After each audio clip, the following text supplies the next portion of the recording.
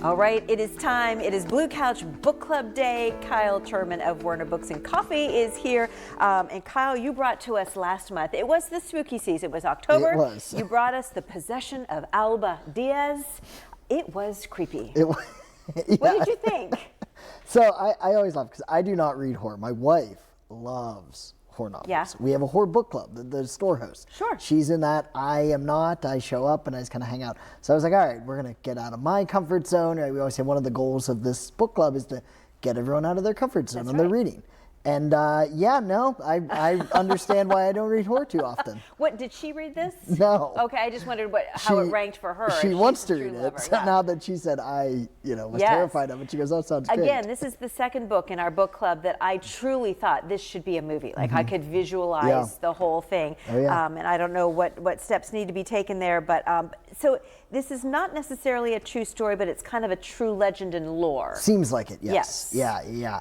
And I think what I found really interesting with the book was the depictions, as gory and graphic as they were really kind of interesting too, because you're like, well, this is a possession story, right? In a lot of ways. It's like The Exorcist, you know? And there's all those priests, that are all the priests. not doing a very good job. They couldn't get anything done. No, they weren't very useful, it turns out. So, well, I don't know what to say about all that, but it really was something. It's a beautiful cover. I think that is a beautiful piece of art. Yeah. I love that. And but when I was done with this, I thought, I am ready for November's book. Yeah.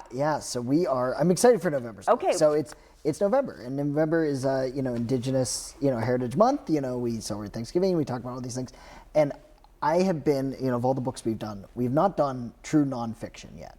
True. Right, a memoir, and I've been kind of waiting for the right one to kind of jump at me. Yeah. And so we finally have nonfiction, memoir, whatever this is one a first. It's a first for us. So here we are. What is it? Da-da-da-da-da-da. We Survived the Night by Julian Brave Noisecat. Yes, Julian Brave Noisecat. Tell me about the author. So the author, he is Indigenous. He is Native American. Native also Canada. So both, a little bit of both. Grew up in kind of both areas. But it's a story. He's a journalist. He's really young, and so he discusses in the book his relationship with his father, as well as tracing kind of Indigenous history through North America, really. Okay. And he spends, so I'm about a quarter of the way through the book, so I've already started it because I was very excited. And he also ties a lot of these stories together with mythology, like native mythology, these coyote stories, which he says is kind of an ancestor of his family. So the way it's written, it's really kind of interesting because he's telling his family story, but he's telling his his own heritage story, but also tying this mythology into it. So I was going to say, when is it taking place? But obviously he present is day. He's present really day. young, yeah. But he talks about his growing up, but he was born in the 90s. He's younger than me, so which I think is pretty cool. So I'm very excited for it. Like I said, I'm about a quarter way through it. I'm really digging it. Oh yeah, good. Looking forward to it. Well, I'm going on that cruise over Thanksgiving, our Friendsgiving cruise, first of four Friendsgiving cruise, and I'm not going to start it until I go because I'm going to need a good book to keep me busy that whole week. I'm sure I'll be busy, but I'll get a lot of reading done as well. I also want to talk to you because this morning our Ashley Bell ran a story about those little free pantries, food pantries that are popping up, and you're very much a part of that.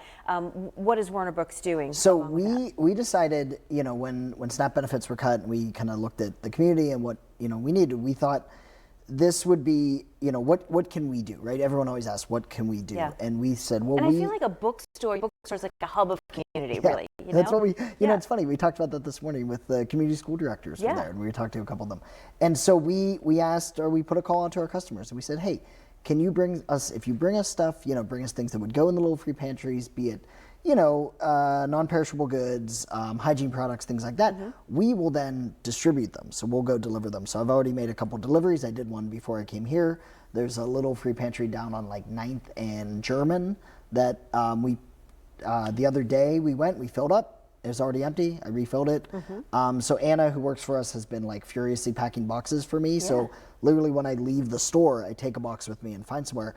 And we're also starting to work with, kind of a loose collaboration with a local mutual aid group Ember and Forge is also, I'm wearing their shirt actually today. Ember and Forge is collecting things, and they're building a little free pantry downtown. Okay. Urban Honey is also doing that. So these groups are kind of building out a map where these little free pantries are. And I think we have all the listing of where everything is located in Ashley's story on our website this morning. So. And again, you know, coffee shops, bookstores, everybody, there's no competition. You're all working together to make our community stronger and better. And of course, this is all happening with the SNAP benefits being paused and some folks struggling and wondering what's next and what's to come. And we're hoping to continue this beyond, you know, So you're taking donations. If you want to drop off donations, you can do so at the bookstore. Drop them at the bookstore, and we will pack them up and we'll get them where they need to go. Yep, and you're in the Liberty Plaza there. There's the contact information. WernerBooks.com if you'd like more information about anything that goes on. You've always got great events going on. Yeah, always something going on.